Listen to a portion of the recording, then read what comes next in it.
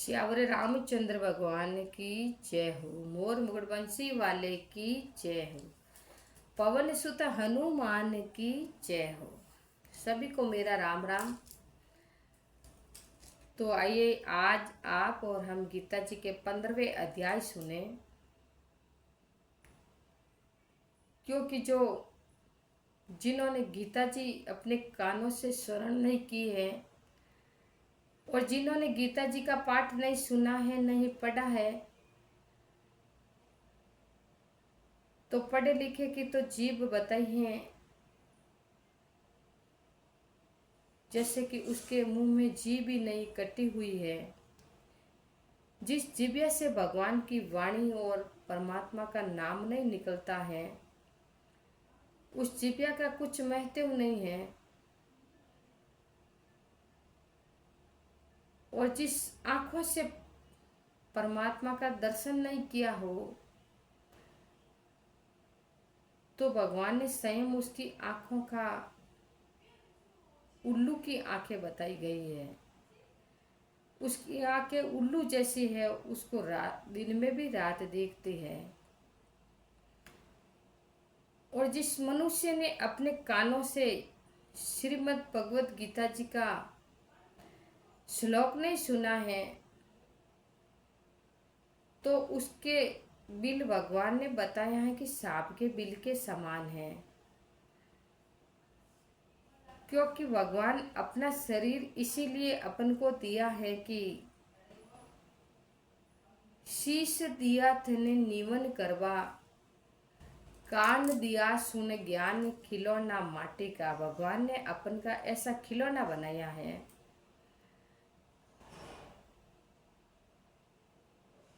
नेण दिया थने दर्शन करवा, जीव्या दिवी रट राम खिलौना माटी का। ये जो अपन को दांत दिए हैं, तो ये खाने के लिए नहीं दिए, ये सिर्फ मुकड़े की शोभा के लिए दिए हैं। इसका तो कुछ मकसद ही नहीं है, ये तो अपने मुख की शोभा के लिए अपन का दांत दिया है। पैर दिया थने तीर्थ करवा, हाथ दिया कर दान खिलौना माटी का। तुझे अजब बनाया भगवान खिलौना माटी का। तो जो अपन का शरीर है, वो एक एक अंग का भगवान ने बहुत बड़ा महत्व बताया है और उसकी बहुत कीमत बताई है। इस मनुष्य शरीर की भगवान ने इतनी बड़ी कीमत बताई है कि उसके बराबर कितनी भी माया रख दे तो भी इस मनुष्य देह के बराबर नहीं है। लेकिन उसके बराबर नहीं है जो भगवान की भक्ति करता है। नहीं तो मनुष्य और पशु में कुछ अंतर नहीं है। जो मनुष्य देह धारण करके भगवान की भक्ति नहीं करता, तो पशु में और उसी में कुछ अंतर नहीं है। जैसे कि अपन के घर में मिट्टी का बर्तन बेकार पड़ा रहता है और उसकी कोई परवाह नहीं करता है, वो कभी भी फूट जाए तो उसके लिए कोई चिंता नहीं करता है। इसीलिए भगवान भक्तिहीन मनुष्य को बताया है कि किसी समय वो चला जाए तो उसकी कोई कुछ उसी का महत्व नहीं है और उसके लिए कोई कुछ कहता ही नहीं है। वो चला गया तो चलो चला गया, उसके लिए कौन परवाह करता है। तो आइए गीता जी के 15वें अध्याय का पाठ सुने। माध्यम तो अगले वीडियो में बता दिया।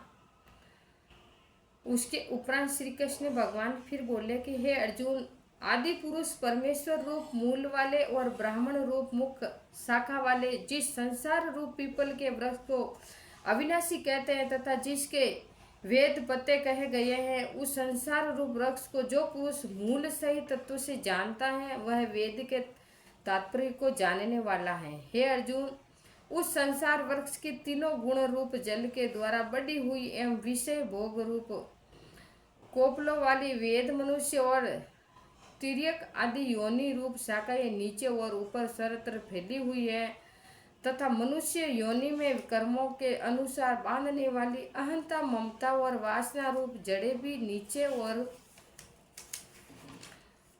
ऊपर सभी लोगों में व्याप्त हो रही है, परंतु उस संसार वृक्ष का स्वरूप जैसा कहा है वैसा यहाँ विचार काल में नहीं पाया जाता है, क्योंकि न तो इसी का आदि है और न अंत है, तथा न अच्छी प्रकार से स्थित ही है।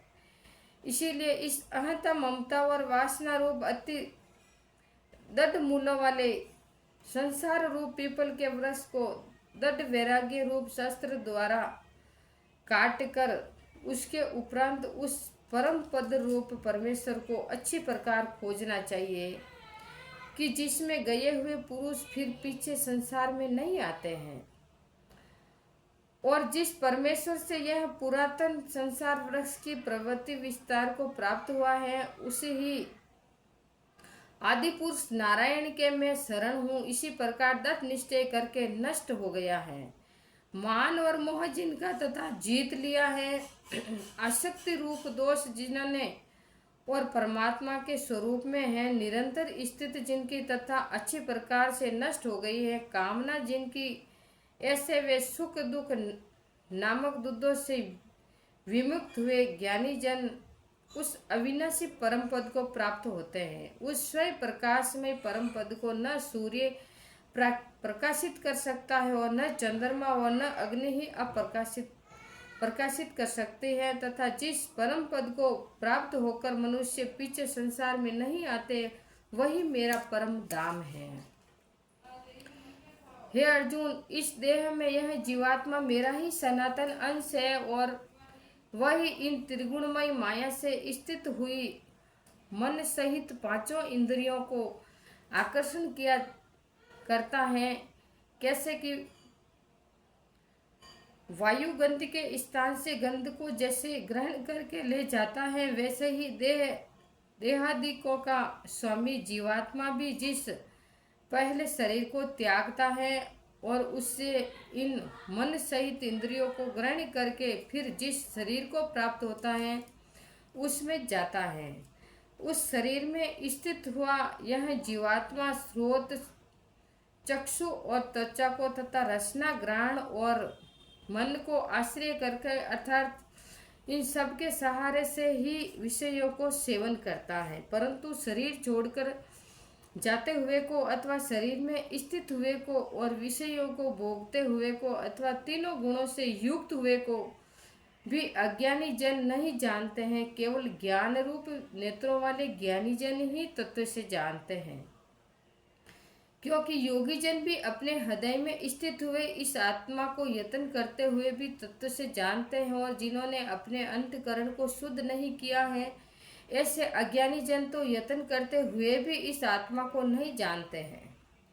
हे अर्जुन, जो तेज सूर्य में स्थित हुआ संपूर्ण जगत को प्रकाशित करता है, तथा जो तेज चंद्रमा में स्थित हुआ और जो तेज अग्नि में स्थित है, उसको तू मेरा ही तेज जान, और मैं ही पृथ्वी में प्रवेश करता हूँ। अपनी शक्ति से सब भूतों को धारण करता हूँ और रस स्वरूप अर्थात अमृतमय चंद्रमा होकर संपूर्ण औषधियों को अर्थात वनस्पतियों को पुष्ट करता हूँ, तथा मैं ही सब प्राणियों के शरीर में स्थित हुआ वैश्वानर अग्नि रूप होकर प्राण और अपान से युक्त हुआ 4 प्रकार के अन्न को पचाता हूँ,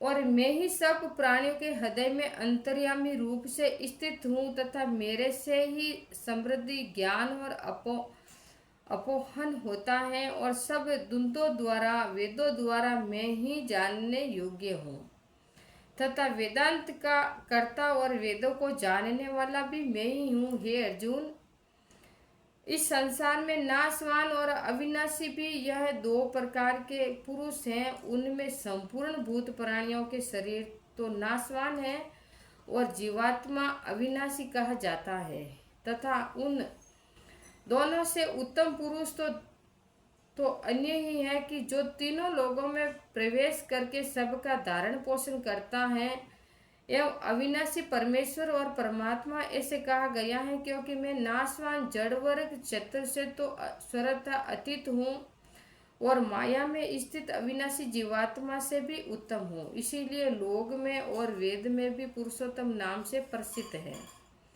हे भारत, इस संसार तत्व से जो ज्ञानी पुरुष मेरे को पुरुषोत्तम जानता है वह सर्वत्र पुरुष सब प्रकार से निरंतर मुझ वसुदेव परमेश्वर को ही भजता है। हे निष्पाप अर्जुन, ऐसे यह अति रहस्य युक्त गोपनीय शास्त्र मेरे द्वारा कहा गया है। इसी को तत्व से जानकर मनुष्य ज्ञानवान और कृतार्थ हो जाता है, अर्थात उसको और कुछ भी करना शेष नहीं रह गया है। इसी अध्याय में भगवान ने अपना परम गोपनीय प्रभाव भली प्रकार से कहा है, और जो मनुष्य युक्त प्रकार से भगवान को सर्वोत्तम समझ लेता है, फिर उसका मन एवं क्षण भी भगवान के चिंतन का त्याग नहीं करता है। फिर उसका मन एक क्षण भी भगवान के चिंतन का त्याग नहीं